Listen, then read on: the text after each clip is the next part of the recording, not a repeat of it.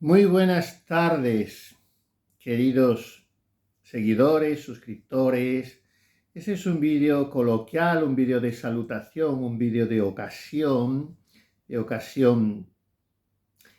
por ciertas efemérides, conmemoraciones, sucesos. Lo primero que quiero hacer es darle las gracias porque son ustedes muy gentiles y tienen mucha finura, mucha delicadeza, mucha elegancia espiritual, tienen un sentido muy acendrado de la gratitud, envían muchos mensajes, son unos 21.000 suscriptores, seguramente de esos pues son muy pocos los que pueden o quieren seguir todo lo que yo voy poniendo en el canal de predicación, pero ahí está.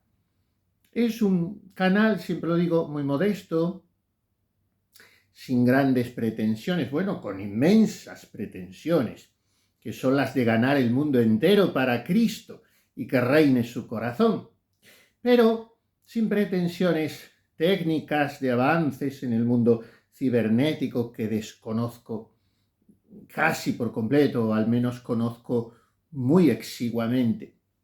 Pero doy las gracias a todos por el aliento que me dan en este ministerio que no sé ni cómo surgió. Les agradezco mucho su seguimiento.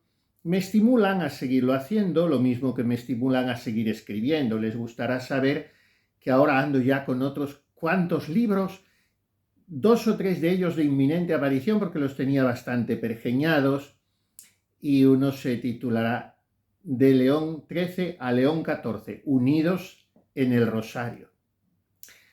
Otro se titulará A ti, joven, cartas a un joven de hoy, de Pier Giorgio Frassati y Carlo Acutis. Y estoy trabajando otros, ya les anuncié el de Santa Teresita y también de Santa Gemma Galgani, de Santa María Magdalena de Pazzi, y así vamos poco a poco, trabajando desde nuestra pobreza de siervo inútil en el servicio del amo de la viña, que es el que nos ha querido contratar y a cuyo servicio estamos felices, gozosos, diría Santa Teresa la Santa, gozosos de trabajar en huerto de tan gran emperador. Bien, yo quería dirigirme a ustedes porque estoy muy contento, porque es 7 de julio. En España tenemos una canción popular que desgañita las gargantas de todos los navarricos en este día, cuando corren los toros por aquella calle Estafeta de Pamplona. 1 de enero, 2 de febrero, 3 de marzo, 4 de abril, 5 de mayo, 6 de junio, 7 de julio, San Fermín. Bueno, y continúa muy castizamente la canción. Pero estoy contento, no porque el 7 de julio sea San Fermín, que es un santo obispo mártir muy venerando, ni porque estemos a 40 o 42 grados en estas latitudes del sur oeste de España, pero estoy contento sobre todo porque es un aniversario memorable para mí, que me hace recordar con mucho gozo, no a mí solo, creo que a muchísimos miles de personas, y no solo católicos, sino a los que tengan buen sentido, sentido de la historia, sentido de la estética, sentido común, sentido de la cultura, y no digamos nada si hay sentido católico. Nos hace estar muy reconocidos al inolvidable, y yo para mí tengo que santo, además de sabio, Papa Benedicto XVI. Y es que el Papa Benedicto, tal día como hoy, 7 de julio del año 7, fue un 7 del 7 del 7, pues promulgó un documento que yo creo que valía él solo por todo su, por otra parte, fecundo pontificado. El motu proprio, o sea, por mi propio movimiento, diríamos el lenguaje coloquial, porque a mí me da la gana, porque creo que es oportuno y soy el Papa, y esto lo usaba él muy poco, porque era un hombre de diálogo, de escucha, de consenso, y también en este caso consultó mucho, lo anticipó a muchos cardenales, en fin, pero después quiso darle la forma de motu proprio, que yo he caricaturizado un poco, que significa como algo muy personal del Papa, muy querido para él, que ha considerado concienzudamente que es para un gran bien. Entonces promulgó este motu proprio que intituló con sus dos primeras palabras latinas Summorum Pontificum, digamos así, liberalizando sin cortapisas la misa que solemos llamar, un poco en plan sinécdoque, de todos los siglos y todos los santos. Propiamente no es así, porque los primeros siglos y algunos santos, muchos de Oriente, no tuvieron esta liturgia. Pero en fin, la liturgia romana, latina, de la misa que llamamos mal tridentina, de San Pío V, porque no arranca del siglo XVI, después del Concilio de Trento, que sería mejor llamar misa gregoriana, porque sí arranca de San Gregorio Magno, que es el que ya la va codificando, aunque en realidad arranca de los apóstoles en su núcleo más sustancial, pero por eso hemos dado en llamar la misa tradicional, o sea, la misa que abraza los siglos, la historia, el devenir teológico, pastoral de la Iglesia, la misa en la que se han insertado como en un río fecundo todas las generaciones de nuestros antepasados. Bueno, esta misa incomprensiblemente estaba de facto, aunque no de jure, pero de facto prácticamente prohibida, nunca abrogada, pero después de esa reforma posconciliar que se hizo tan precipitadamente, tan mejorablemente, que Benedicto XVI decía una y otra vez que auspiciaba la reforma de la reforma. Esto decía siendo Ratzinger, una reforma que ha venido a dar, aunque no sé si lo pretendía originariamente, parece que no, pero ha venido a dar en una pérdida de la música sacra en condiciones del gregoriano, de la polifonía, ha venido a dar en el abandono y por tanto en la ignorancia práctica por parte casi hoy de todos los sacerdotes y obispos y casi cardenales del latín, que era la lengua de la belleza, la lengua de lo inmortal, la lengua de lo fijo, la lengua de lo seguro, la lengua de la cultura, la lengua de la teología, la lengua del magisterio. Una liturgia que ha creado un círculo clerical antropocéntrico, decía Benedicto XVI cuando era Ratzinger en su libro El espíritu de la liturgia.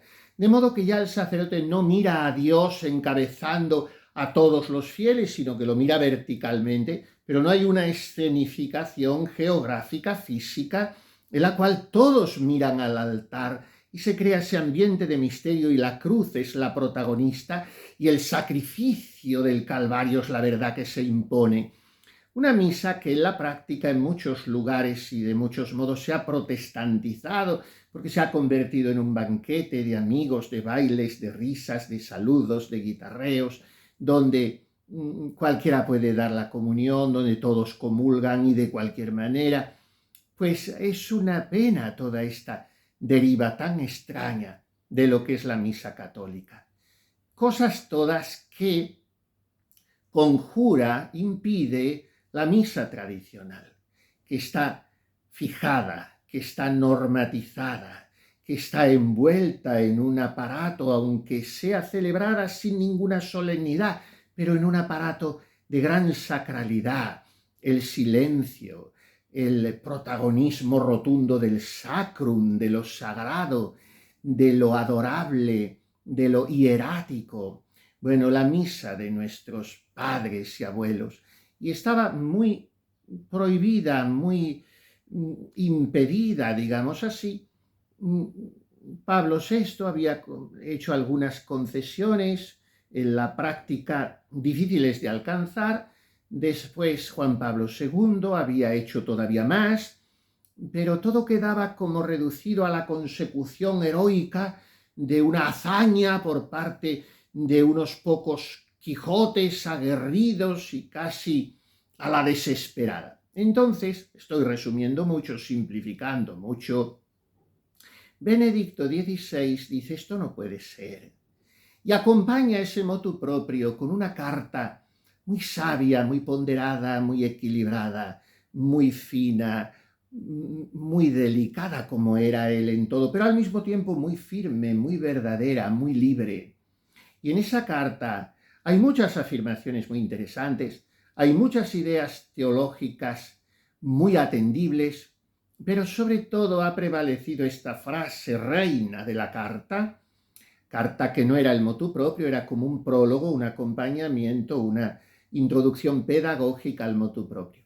La frase es esta: no puede ser dañoso para nosotros lo que para todas las generaciones anteriores ha sido sagrado y santo. Eso permanece santo y sagrado para nosotros.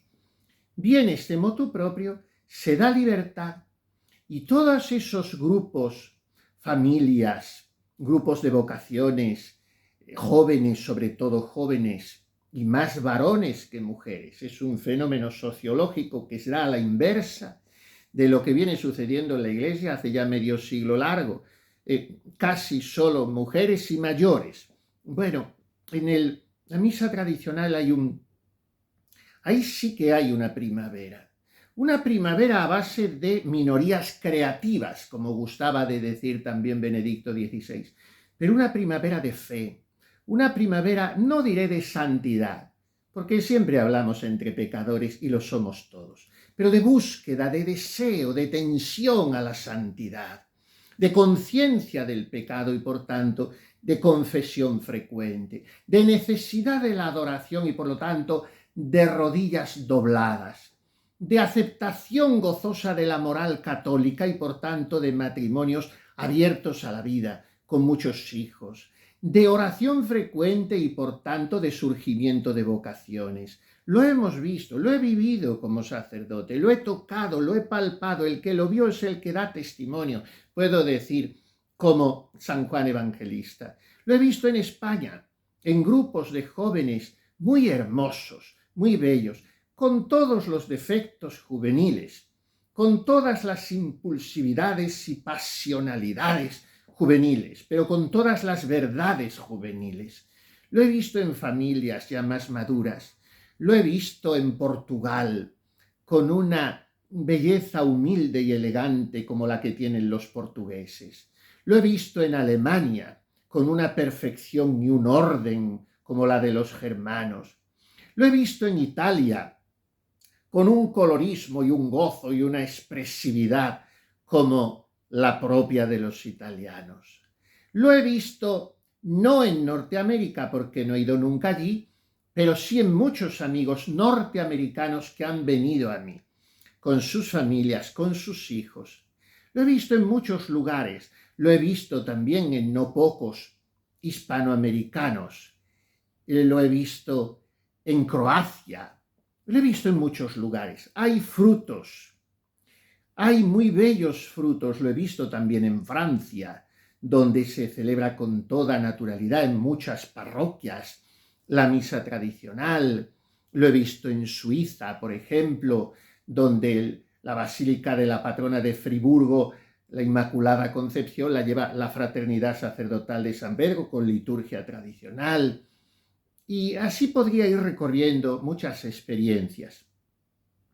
Pero he visto sobre todo eso: alegría, interioridad, profundidad, sentido del pecado, deseo de conversión, deseo de bondad, de belleza, de bien, de verdad. Esto lo consiguió el motu propio de Benedicto XVI. No sé a quién perjudicaba, sí sé a cuántos beneficiaba. Y se podría aplicar aquí la misma frase que dijo un día Pío XII, al que le estalló entre las manos, apenas elegido papa, la Segunda Guerra Mundial. Frase que han pronunciado después muchos pontífices. Nada se gana con la guerra, todo se gana con la paz.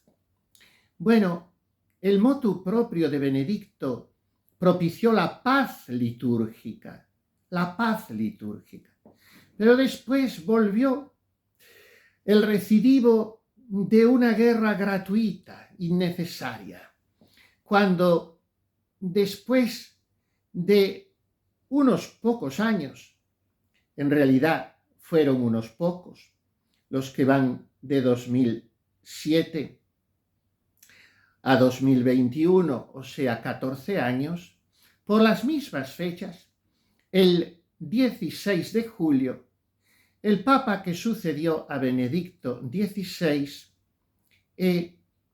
emanó otro incomprensible motu proprio, con un título muy bonito, muy acertado, muy teológico, Traditiones Custodes, diciendo a los obispos: ustedes son los custodios de la tradición y por eso mismo restringamos la misa tradicional, de manera que los sacerdotes que se vayan ordenando no la puedan celebrar sin un permiso muy especial, que los que ya la celebren tengan que obtener otra vez otros permisos, que desaparezca de muchas parroquias, que todo eran trabas, y no me detengo a explicar ese segundo motu proprio, que fue promulgado el 16 de julio de 2021. Cuánto desconcierto, cuánto sufrimiento, cuántas familias quedaban en muchas ciudades de Estados Unidos, de Francia, de muchos países, quedaban sin un alimento espiritual que era la columna vertebral de su vida. La Eucaristía sí, es la misma, es siempre la misma.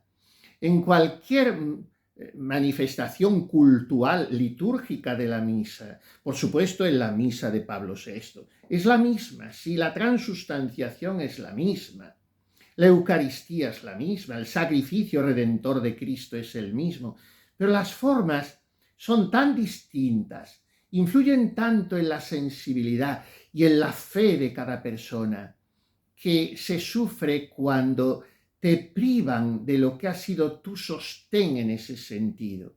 No es nostalgia, no es esteticismo, no es sensibilidad desenfocada. No, es algo muy legítimo si partimos del supuesto de que efectivamente en la Iglesia caben todos, y que la Iglesia es un hospital de campaña y que la Iglesia está en salida para buscar a unos y a otros. Sí, pero no está en salida para que tengan que salir los que eran de casa de siempre. He visto sufrir a muchas personas. Me lo han confidenciado, he tratado siempre de tranquilizarlas y de decir: confiemos en Dios nuestro Señor. Y estamos en esta situación. Ahora, el otro día se tiene una rueda de prensa en el Vaticano donde el cardenal pertinente, no me acuerdo quién es, el eclesiástico pertinente del dicasterio en cuestión, será del culto divino, y el portavoz del Vaticano, de los medios de comunicación, pues presentan el formulario de una nueva misa. La misa creo que se titula Pro Custodia Creationis, una misa extraña, al menos yo no creo que la celebre nunca, no me atrae para nada ese formulario. Pedir por la custodia de la creación me parece algo extraño y no sé si muy teológico.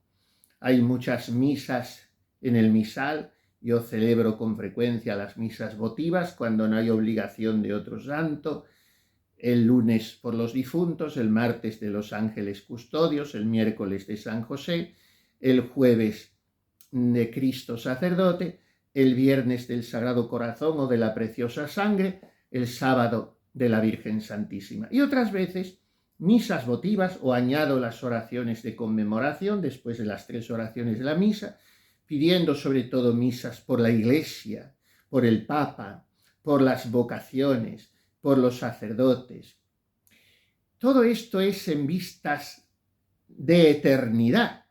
Son motivos que miran todos al cielo. Después pido también, porque hay misas para ello, por la curación de los enfermos, por el buen tiempo, en época de peste, de guerra, de hambre.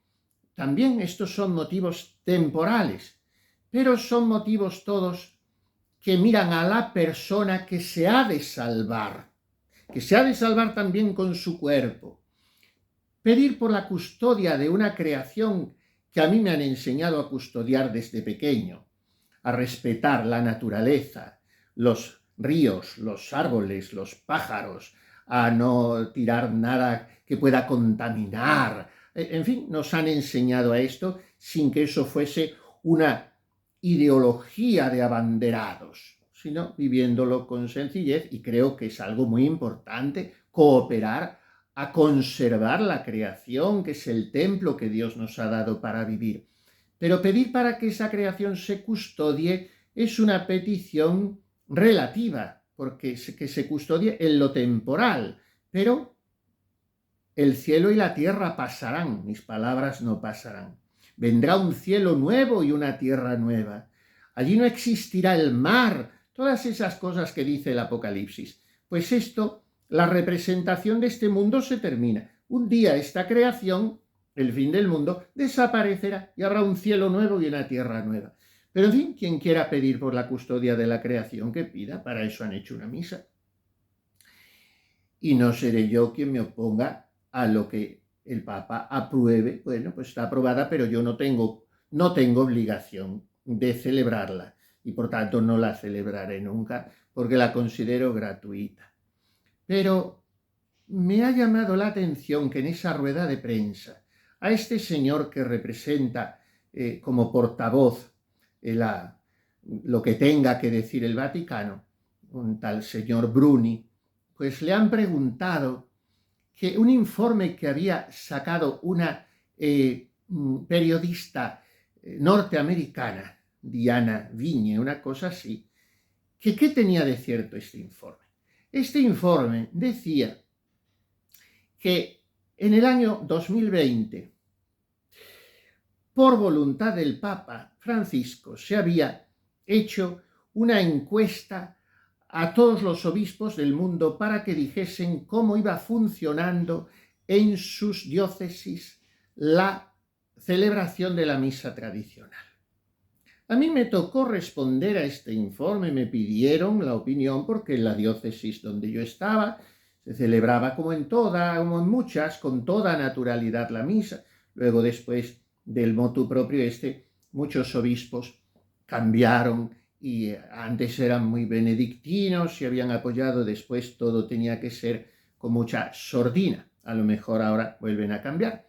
Pues, y me preguntaron, y yo supongo que lo mismo que respondí yo, respondieron todos los encargados de celebrar la misa y por tanto lo transmitieron a los obispos, que era pues una experiencia muy positiva, no íbamos a echar cohetes, no eran grandes multitudes, pero las personas que iban se lo tomaban muy en serio, salían vocaciones, claro, salían para el mundo y para la liturgia tradicional, lo cual no complacía mucho a los obispos, siempre celosos de presentar números lo más inflados posibles de sus propios seminarios.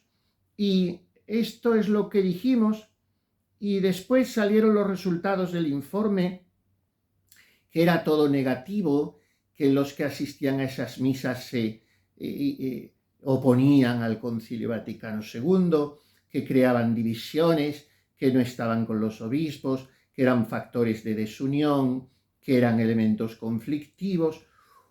Una película de terror que no sé dónde encontraba su fundamento. Entonces, salen los resultados y en virtud de los resultados de esa encuesta se emana un motu proprio que casi de facto vuelve a no prohibir, pero a recortar muchísimo la celebración de la misa tradicional. Y ahora se descubre un informe que parece ser que demuestra que los resultados de esa encuesta no eran los que se nos dijo que eran. Muchos empiezan a decir, es que el Papa Francisco nos mintió, se nos mintió. Yo no digo nada de eso. Porque nunca me lo creí, nunca creí que ese informe tuviese esos resultados. Yo pensé, bueno, pobre Papa, le habrán informado mal, y él, deseando mantener esa misa, amando mucho la tradición como la ama, pues se ha visto impelido, constreñido por unos y otros, por los resultados que los han falseado. Yo siempre pensé así, porque no encontraba eso lógico ni proporcional. Ahora se arma un revuelo porque todo era falso, dicen. Yo no he visto ningún papel ni quiero verlo. Y algunos dicen, ¿por qué lo sacan ahora? ¿Es que el Papa León XIV pensará revocar ese motu proprio y volver a lo de Benedicto, y para ponérselo más fácil lo sacan? No sé, me parece que son reconstrucciones un poco forzadas. No he querido entrar en ese laberinto de dimes y diretes ni siquiera consigo mismo. Oye uno las noticias y lo deja pasar. Yo sí quiero entrar en algo, que es lo que les propongo a ustedes y lo que me llena de ilusión hoy, día 7 de julio. Creo que esto sí va a ser la solución de la misa tradicional. Miren, el primer motu proprio fue emanado, repito, el 7 de julio. Digamos, el motu proprio bueno. Después el motu improprio, yo le llamo así, porque era impropio publicar aquello, no nos lo explicábamos muchos. Entonces, no estamos hablando de cuestiones de fe y estamos hablando con respeto al Santo Padre, pero son disposiciones positivas en las que también pudiera equivocarse. También podía equivocarse Benedicto XVI, pero era más difícil porque él recuperaba la tradición de la Iglesia de 1500 años y él aplicaba el todos, la misericordia. Y era más difícil equivocarse así que de la otra manera. Pero el segundo motu viene el 16 de julio. Qué triste aquel año fue para mí y para muchos, la fiesta de la Santísima Virgen del Carmen, a la que le decíamos casi llorando. Yo estaba rodeado de un buen puñado de seminaristas que se habían entregado a la causa de la liturgia tradicional como para mantener el fuego sagrado en la Iglesia. Entonces decíamos a la Virgen, ¿por qué, Madre mía? ¿Por qué lo has permitido? Bueno, no hay que dramatizar tampoco. Suframos caballerosamente. Y entonces, ¿qué se me ocurre a mí? Les propongo y termino. El 7 de julio empieza la novena a la Santísima Virgen del Carmen, la Virgen cuya advocación es la más popular de todas. A la Virgen del Carmen quiero y adoro porque saca las almas del purgatorio. Patrona de los navegantes, y todos andamos zarandeados entre las zozobras de este mar proceloso que con sus tempestuosas ondas parece querer hacer naufragar nuestra barquilla, y mientras miramos la polar, la Stella Maris, María Santísima, patrona de los navegantes, la Virgen del Escapulario, la que con él quiere tirar de nosotros para que no vayamos nunca al infierno, la Virgen de los pobres, que tiene un vestido de estameña parda como la gente del campo, la Virgen de los pueblos, que está en todos los altares, hasta la última aldehuela del último pueblo de España y de toda Europa, la Virgen de Tierra Santa, la de la Bahía de Haifa, la del Monte Carmelo, la de los Cruzados, la Virgen de la Esperanza, la Virgen de los Santos, de la Mística, la Virgen de Teresa, de Jesús y Juan de la Cruz, y de Teresita y de Isabel de la Trinidad, en fin, la Virgen del Carmen. Empezamos la novena el 7 de julio para terminarla el 16. Yo les invito a hacer esta novena con esta súplica. Madre mía, que el motu proprio de Benedicto durante cada día de tu novena le vaya tomando terreno al otro motu propio, de manera que cuando lleguemos al 16 día de tu fiesta, el primero haya vencido o diluido el segundo y vuelva la paz litúrgica. No entremos en que si nos engañaron, nos dejaron de engañar, si el Papa quiso perseguir a unos o a otros. Repito, seguramente estaba muy mal informado y animado de la mejor voluntad. No entremos en intenciones, entremos en peticiones, en confianza. Ella transformó el agua en vino. Ella transformará la liturgia de la Iglesia en una explosión de almas adorantes y fervorosas, porque la crisis de fe que hoy padecemos, y es hondísima, tiene su motivo, dijo Benedicto XVI cuando escribió su autobiografía como cardenal Ratzinger, tiene su motivo en el desmoronamiento de la liturgia. Hay que recomponer todo esto. Cardenales muy sesudos, muy equilibrados, muy doctos, muy virtuosos, han dicho que se volverá. No sabemos cómo, ha dicho el cardenal Sara, por ejemplo. No sabemos cómo, pero se volverá a la liturgia tradicional. Y así podíamos citar a otros muchos cardenales ejemplares por su vida, por su enseñanza. El cardenal Burke, el cardenal Miller, el anciano, simpático, valiente, cardenal Zen, salesiano, chino, y en fin muchos otros, o algunos otros. Confiemos en el corazón de María, Nuestra Señora del Carmen, la Virgen de las alturas, la de las cumbres. Ella nos hace mirar hacia arriba y sonriéndonos desde allí nos dice, como dice el sacerdote en la misa tradicional, al entrar en el corazón de ella, en la liturgia eucarística, en el canon, sursum corda, sursum, hacia arriba. Levantemos los corazones.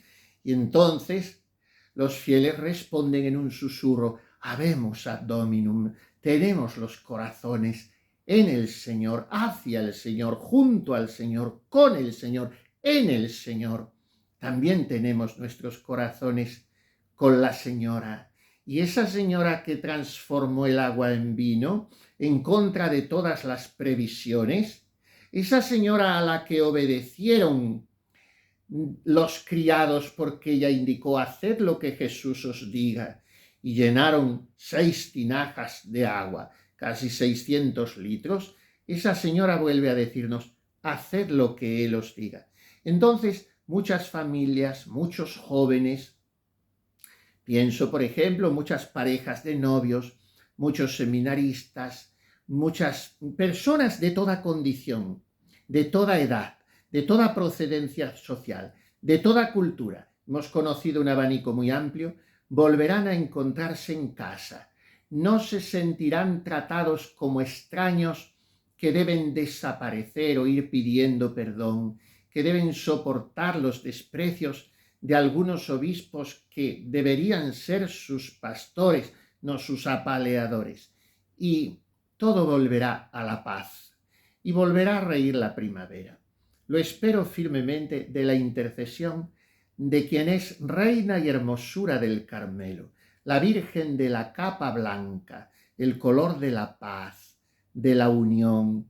Ella nos alcance del corazón de su Hijo este don, el corazón de su Hijo, el Espíritu Santo, infundirán seguramente en el ánimo del Papa León XIV este deseo.